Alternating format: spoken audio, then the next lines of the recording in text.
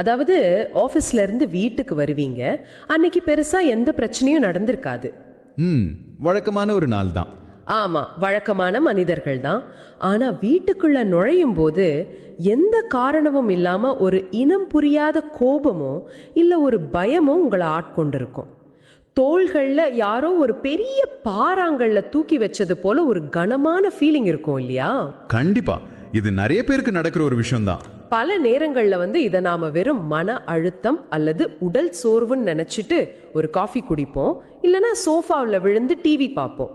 ஆனா அந்த சோர்வு வெறும் உடலிலோ அல்லது நரம்புகளிலோ மட்டும் இல்லாம கண்ணுக்கு தெரியாத வேறு ஏதோ ஒரு விஷயத்துல ஒட்டி இருந்தா எப்படி இருக்கும்? இது ரொம்ப இன்ட்ரெஸ்டிங்கான ஒரு ஆங்கிள். சத்தியங்கள், ஆன்மீக சுத்திகரிப்பு மற்றும் நேர்மறை ஆற்றல் குளியல் முறைகள் பத்தின அவங்களோட ஆவணங்களை படிக்கும்போது எனக்கு ஒரு பெரிய ஆஹா மொமெண்ட் கிடைச்சது. நிஜமாவா? அப்படி என்ன ஸ்பெஷல் அதுல? குளியல்ங்கிறது ஏதோ உடம்புல இருக்கிற வியர்வையையும் தூசியையும் சோப்பு போட்டு கழுவுற ஒரு தினசரி வேலை மட்டும் கிடையாது. அது நம்ம நரம்பு மண்டலத்தை ரீசெட் செய்யற ஒரு பெரிய டெக்னாலஜி. இதை நாம எப்படி சயின்டிபிக்கா புரிஞ்சுக்கிறோம் அப்படிங்கிறது தான் இன்னைக்கான நம்ம மிஷன். நீங்க அந்த பாறாங்கல் போன்ற சோர்வுன்னு சொன்னீங்க பாருங்க, அது ரொம்ப உண்மையான ஒரு விஷயம். பலரும் இந்த பழங்கால குறிப்புகளை படிக்கும்போது இது ஏதோ ஆன்மீக சடங்கு அல்லது மூட நம்பிக்கைன்னு ஈஸியா ஒதுக்கிடுவாங்க. ஆமா, நிறைய பேர் அப்படி நினைக்கிறது உண்டு. அந்த புத்தகங்களில் உள்ள விஷயங்களை ஒரு நியூரோ சயின்டிஸ்ட் பார்வையிலோ அல்லது பயாலஜிஸ்ட் பார்வையிலோ படிச்சு பார்த்தா அது எவ்வளவு துல்லியமான அறிவியல்னு உங்களுக்கு புரியும். எப்படி சொல்றீங்க? இப்ப பாத்தீங்கன்னா நாம தினமும் பல மனிதர்களை சந்திக்கிறோம், டிராபிக்ல போறோம், மீட்டிங்ல உட்கார்றோம். ஒவ்வொரு இடத்துலயும் ஒரு எமோஷனல் சார்ஜ் இருக்கு. அதாவது மத்தவங்களோட எமோஷன்ஸ் நம்மள பாதிக்குதுன்னு சொல்றீங்களா? அதேதான். ஒருத்தரோட கோபம், இன்னொருத்தரோட பதற்றம், இதெல்லாம் காற்றில் ஒருவித அதிர்வுகளாக, ஒரு மின்காந்த அலைகளாக, அதாவது எலக்ட்ரோமேக்னெட்டிக் ஃப்ரீக்வன்சிஸா இருக்கு. நம்ம உடம்பும் அடிப்படையில ஒரு எலக்ட்ரிக்கல் சிஸ்டம் தான். ரைட், இது சயின்ஸ்லயும் நிரூபிக்கப்பட்ட ஒரு விஷயம் தான். இந்த வெளியில இருக்கிற அதிர்வுகள் நம்ம உடம்பின் ஆற்றல் களத்துல ஒரு தாக்கத்தை ஏற்படுத்துது. இததான் சித்தர்கள் கண்ணுக்கு தெரியாத எதிர்மறை படலம்னு பதிவு செஞ்சிருக்காங்க.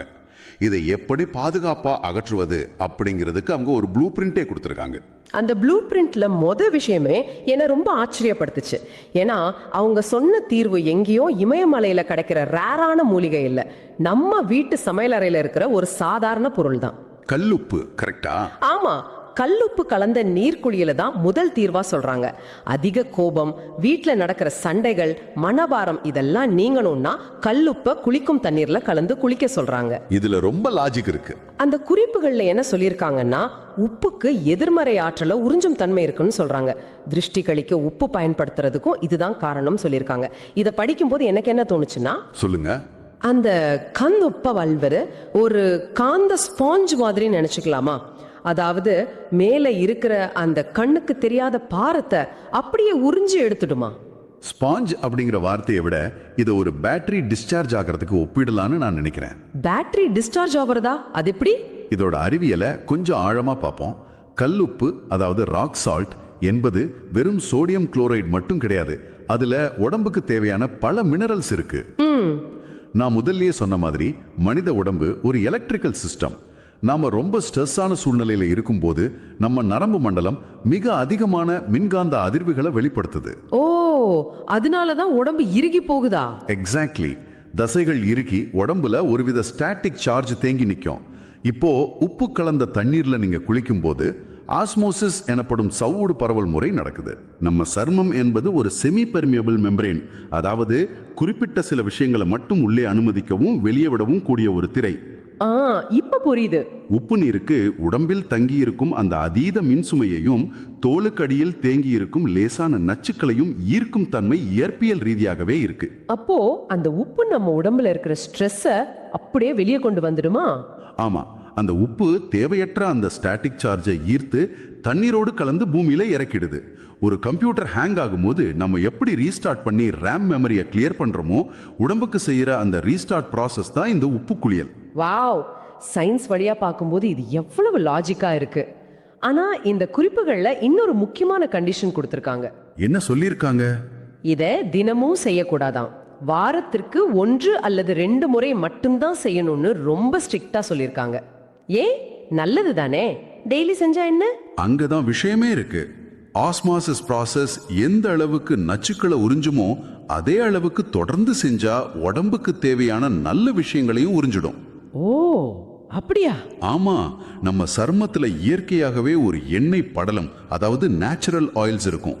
அது நம்மை கிருமிகளிடம் இருந்து காப்பாற்றும் ஒரு முதல் கட்ட பாதுகாப்பு. தினமும் உப்பை பயன்படுத்தினால் அந்த இயற்கையான மாய்ஸ்சரைசர் அழிஞ்சிடும். அது மட்டும் இல்லாம ஸ்கின் ரொம்ப ட்ரை ஆயிடும் இல்லையா? கரெக்ட். அது மட்டும் இல்லாம உடம்போட இயல்பான ஆற்றல் சமநிலை சீர்குலைந்து நீங்க ரொம்ப சோர்வாக ஃபீல் பண்ண ஆரம்பிச்சிடுவீங்க. எப்பொழுதெல்லாம் ரொம்ப பாரமாக உணர்கிறீர்களோ அப்போ மட்டும் அந்த ஓவர் சார்ஜை இறக்கி வைக்க இதை பயன்படுத்தணும். ஓகே, இது ரொம்ப தெளிவா இருக்கு. இப்போ உப்பை போட்டு உடம்புல இருக்கிற அந்த ஸ்டாட்டிக் சார்ஜ், அதாவது நெகட்டிவ் எனர்ஜியை எடுத்துட்டோம். இப்போ நாம ஒரு பிளாங்க் ஸ்லேட் மாதிரி ஆகிட்டோம். ஆனா இதனால ஒரு சின்ன ரிஸ்க் இருக்கே. என்ன ரிஸ்க்னு நினைக்கிறீங்க?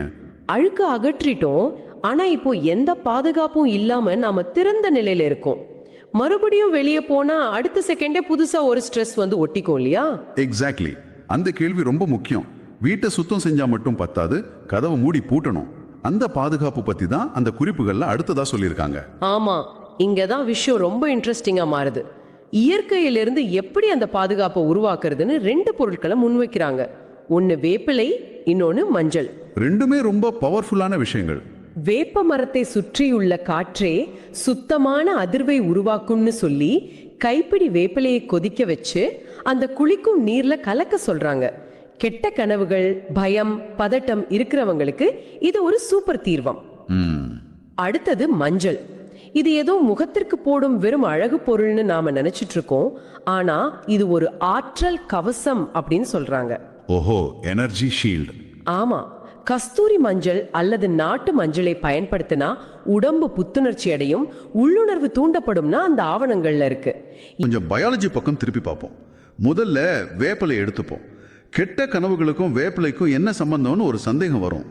எனக்கும் அந்த டவுட் வந்துச்சு. வேப்பிலையை வெந்நீர்ல கொதிக்க வைக்கும் போது அதுல இருக்கிற ஃபைட்டோ கெமிக்கல்ஸ் ஆவியாக வெளியேறும். அந்த வாசனையை நீங்க சுவாசிக்கும் போது அது நேராக உங்க மூளையில உணர்ச்சிகளை கட்டுப்படுத்தும் பகுதியான அமிக்டாலாவுக்கு ஒரு சிக்னல் அனுப்புது. ஒரு நிமிஷம், இந்த அமிக்டாலா அப்படிங்கிறது நம்ம மூளையில பயத்தை உருவாக்குற இடம் தானே? அதேதான். திடீர்னு ஒரு பாம்பை பார்த்தா பதறி போறோம்ல, அந்த சிக்னலை கொடுக்கறதே அமிக்டாலா தான். அந்த பகுதி எப்பவுமே ஒரு அலர்ட் மோட்லயே இருக்கும். எப்பவுமே ஒரு பயத்திலே இருக்குமா அது? ஆமா. இப்போ வேப்பிலையின் அந்த குறிப்பிட்ட ஃபைட்டோ கெமிக்கல் வாசனை லாஜிக்கலா யோசிக்கிற மூளையை தாண்டி நேரடியா அமிக்டாலாவுக்கு போய் ரிலாக்ஸ், எந்த ஆபத்தும் இல்லை அப்படின்னு ஒரு மெசேஜ் கொடுக்கும். வாவ்! இதனால நரம்பு மண்டலம் அமைதியாகும். அதனால தான் பதட்ட அலைகள் குறைஞ்சு கெட்ட கனவுகள் வராமல் ஆழ்ந்த தூக்கமும் அமைதியும் கிடைக்குது. உங்களோட ஆன்டிவைரஸ் டெக்னாலஜி இதுதான். அடடே, அப்போ அந்த வாசனைக்கே அவ்வளோ பவர் இருக்கு. சரி, அப்போ மஞ்சள்.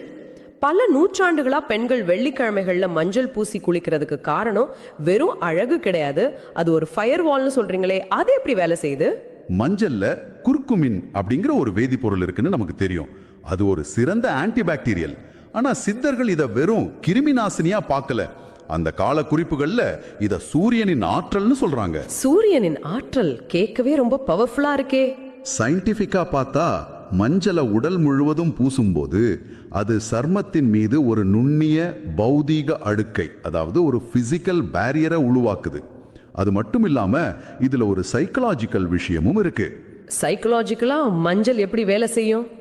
மஞ்சளின் அந்த பிரகாசமான நிறம் மற்றும் வாசனையானது நம்ம மனதுக்கு ஒரு கிரவுண்டிங் எஃபெக்ட தருது. அதாவது நம்மை நிகழ்காலத்துல நிலைநிறுத்துது. ஓ, பிரசன்ட் மூமெண்ட்ல இருக்க வைக்குது. கரெக்ட். ஒரு மனிதன் சைக்கலாஜிக்கலா ரொம்ப ஸ்ட்ராங்கா பிரசன்டா ஃபீல் பண்ணும்போது வெளியில வர்ற சின்ன சின்ன நெகட்டிவ் கமெண்ட்ஸோ மற்றவங்களோட சோர்வான அதிர்வுகளோ அவங்களை ஈஸியா பாதிக்காது. சூப்பர். ஒரு மனோ தத்துவ ரீதியான கவசமாகவே இது மாறுது. உள்ளுணர்வு தூண்டப்படுதுன்னு அவங்க சொல்றதுக்கு காரணமும் இதுதான். மைண்ட் கிளியரா இருந்தா தானே உள்ளுணர்வு வேலை செய்யும். இது ரொம்பவே ஆழமான ஒரு விளக்கம். சரி, பொருட்கள் எல்லாம் ரெடி. உப்பு, வேப்பலை, மஞ்சள்னு எல்லாம் தயார் பண்ணிட்டோம். ஆனா இந்த குறிப்புகள்ல என்ன ரொம்ப ரொம்ப யோசிக்க வச்ச இன்னொரு விஷயம் இருக்கு.